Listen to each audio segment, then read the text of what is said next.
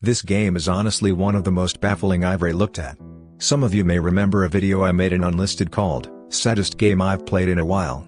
Well, I've decided to relook at the game and try and actually analyze it on a deeper level. And I know you guys want animations, as indicated by my poll, but I kinda wanna try another game review like the good old times. So the game in question is called Milk Inside a Bag of Milk Inside a Bag of Milk. And I do want to confess, I pirated the game to review it. I felt that wasn't fair to the developers of this beautiful crafted game, especially because it was only 99 cents.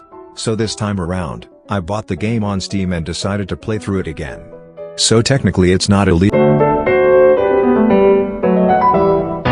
The story starts in an unfamiliar town, or city, with an unfamiliar protagonist. Throughout the entire game, it never once mentions the main character's name. And something I find interesting is that the girl whose thoughts we're seeing breaks the fourth wall multiple times, saying that she's in a visual novel. We interact with this girl, who I'm gonna call Alice, cause she's in fucking Wonderland I don't know. Anyway, we see Alice's every move, her every thought. We hear what she thinks, and she knows we exist as well. It appears she's talking to herself, but it's all but confirmed who we are and what our role is in the game. The reason I say this is because if you get the bad ending, essentially by being rude and insulting her every chance you get, she says this.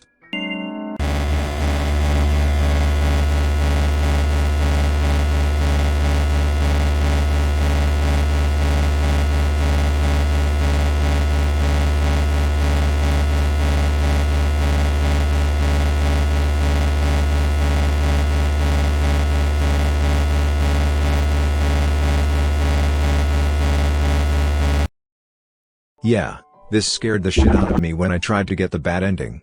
So, what is Alice talking about? Well, she says that we aren't helping. That's the first clue. The second is a part when we have a real talk with Alice at a bench. She says that she made us up, and it all becomes clear that we are the medication she's taking for her illness. What the illness is she never specifies, but she does mention that she hopes she goes painlessly. So the illness is fatal, and it makes you have hallucinations. Let's keep this in mind going forward. So it's obvious that we, as the player, play a huge role being what's keeping Alice, quote-unquote, sane. But what purpose does Alice serve? Why are we peering into her life through her colorblind eyes? Well, honestly, I think this game is meant to serve as an awareness campaign of sorts for mental illness. It really makes you feel for Alice when she tells you her messed up backstory. We never really find out what caused her condition, but I personally think she was either born with it or some form of abuse. This is just a theory, but maybe Alice's father was abusive and the mother was sick of his shit and tossed him out the window. For people that don't know, Alice's father is dead. Oh, spoilers I guess, he jumped out of the window. I know that was a really abrupt ending to the section lol. But this is my show, I can do what I want stupid.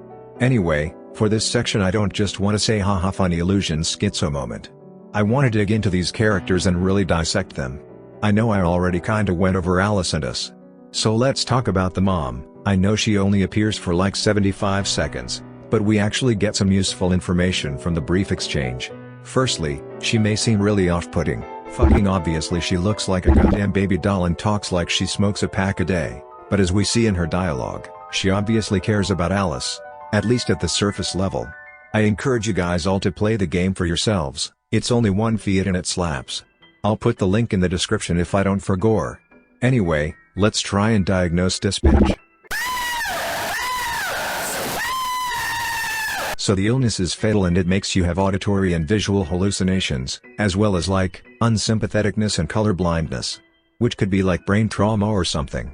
So, the first thing that kinda ticked all the boxes is delirium tremens.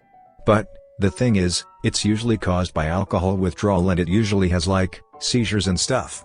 I don't think this young girl is a drunkard. And I also don't think she mentions anything about seizures, so let's keep going.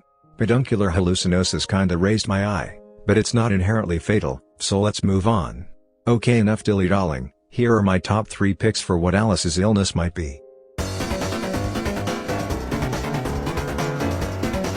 Let's talk about this one baby.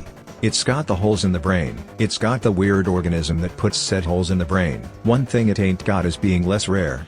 With 111 confirmed cases in Great Britain between 1988 and 1998. Bruh. But reportedly, there are a total of 173,000 cases. Quite a bit. Though with 57 million British people in the year 1991, it's quite small. If only they would get it more often, am I right? Anyway, the infection method is usually by unsterilized tools during operations or infected meat. I think it's safe to say that it's probably not mad cow disease for humans. Next up on the chopping block. This one looks more promising. It's a bacterium that shits in your brain. That's good, and it's more common. That's good, but there is nothing that says that it causes hallucinations. That's bad. But it also says that it can cause memory loss, which we see in the game, and it also causes brain damage. Epic win. But what's not an epic win is that it's not inherently fatal and it's usually treatable. Now for the one that I think it is. This bro causes hallucinations and vision damage, baby. Also it's usually fatal. Also it's fairly common. Also it's sexy. What more can you want? Well, my one gripe with it is that it. Wait, actually there is a chemotherapy drug for brain tumors. It's just not as effective as direct treatments. Huh? The more you know, I guess. Okay, yeah, this is my top selection. Let me know down in the comments if you think it's something else. But yeah, for now I think this is what it is. Oh, also the creators are working on a second game which I'm really excited for. Anyhow, that's about it for today. Make sure to like and all that. Bye bye.